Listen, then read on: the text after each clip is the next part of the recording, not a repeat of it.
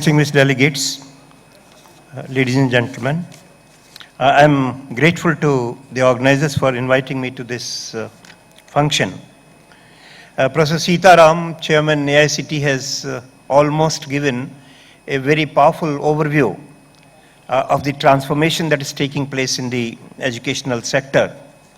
Indeed, I've been in teaching profession at IIT Delhi for now 57th year running.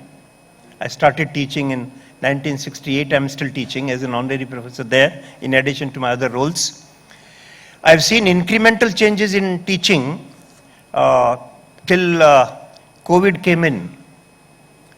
And they were incremental. I started from chalk and talk to some maybe overhead projector to something, for slide projector, something.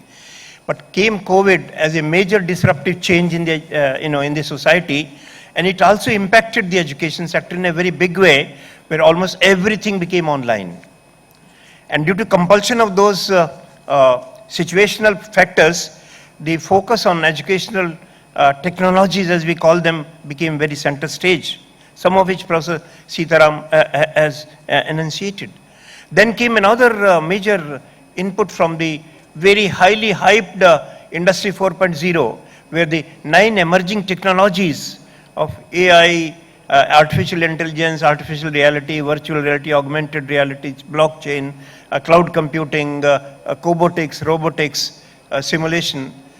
These have also been adopted in a big way, and the emergence of these technologies together has changed the total educational landscape in the education sector, as Professor Sitaram did point out.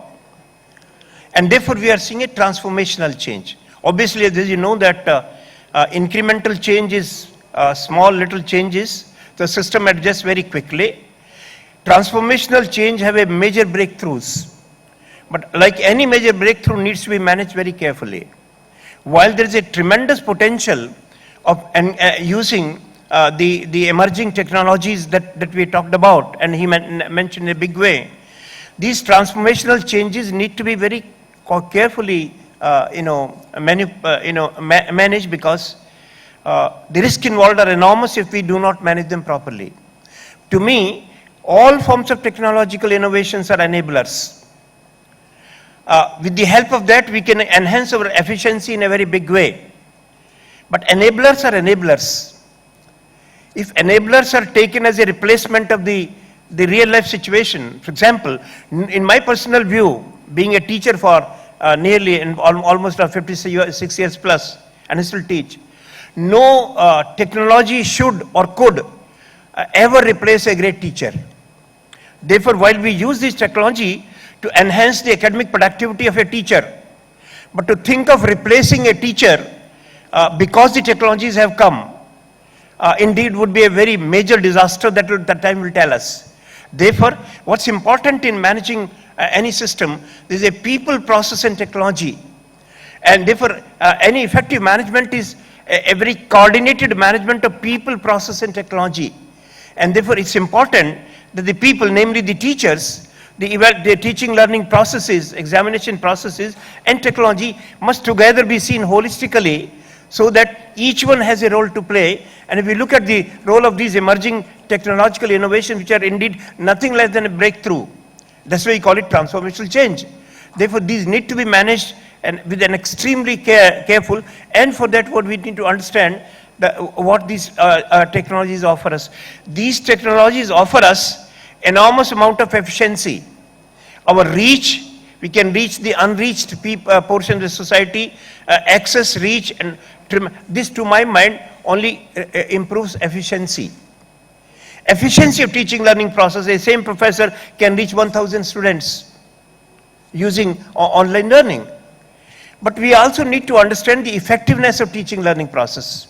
For example, as you know, and a very powerful study that we perhaps need to do, that during the 2 years of COVID period, when we were totally dependent on technology, what kind of effectiveness of teaching learning did take place during those COVID periods, because I still believe many times we still identify, okay, that's a COVID batch. Some kind of a taboo that gets associated, because to me, technology can never replace a real life interaction with the faculty, and therefore to me, a great teacher But what we need to do, we need to revisit the role teaching learning processes were doing. To me, a teacher who thinks of giving information to the students is actually out of date. If he is coming only for getting information, perhaps a better source of information available through the technological platform. Therefore, what teachers need to reinvent their role, and I call it as IIT, because I've lived in that, I've been an IITian for the last 62 years as a student and now Chairman Board of Governors for IIT Dhanbad. Therefore, as a result, IITs inspire, involve and transform. So the inspirational role of teacher, involvement of the students with the teacher through discussions, and therefore the role of a teacher now changes from an information giver to encourage, inspire and become a co-learner along with them, so that if I can inspire them to ask intelligent questions, the answers would come and can be sought collaboratively with the teacher and taught and the technologies. Therefore, creating an environment where students are involved to the topic and therefore encourage them to ask intelligent questions, because the real learning takes place. Otherwise, teaching component is not important. The learning component has become center stage, because teaching can perhaps be done by, if teaching is only taken as information giving, perhaps technology can do it in a much better way. Therefore, while there are enormous opportunities, but we need to handle them carefully. And to my mind, in fact, what major transformation change that Professor Sitaram mentioned, AICT has been a totally transformed organization as compared to what we used to see it earlier. And what major change that has taken place in the transformation AICT, where information technology has done a great job. And therefore, while Professor Sitaram did mention important opportunities, enhanced learning experience, expanded access, I will focus on the challenges, which are not less than the opportunities therefore we have. The challenges are a digital divide and equity concerns. While if we still look at the internet density in the country, it is nowhere compared to the developed world. Particularly if you go to the rural areas, the internet density is very, very low. And therefore, as a result, one of the major challenge of reaching the unreached sector of the society, namely the rural sector, unless we improve our digital technology investment in the rural sector, indeed we perhaps will not be able to bridge the digital divide. And therefore, the digital divide and equity concern is, if I'm able to, if I can have a very expensive tablets with me, I have access to the information globally, I can have access to the but then if people in the rural areas don't have that, it's a digital divide.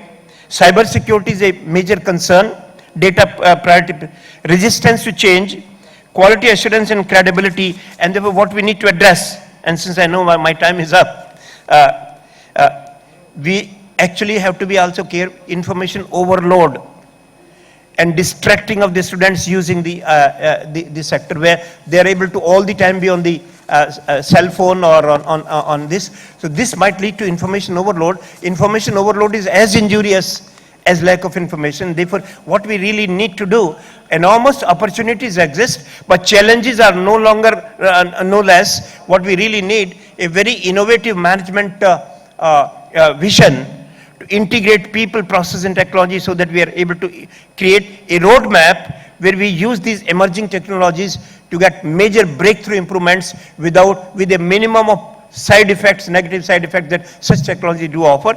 With these observations, I'll conclude and thank the organizers for giving me this opportunity. All the best. Thank you very much.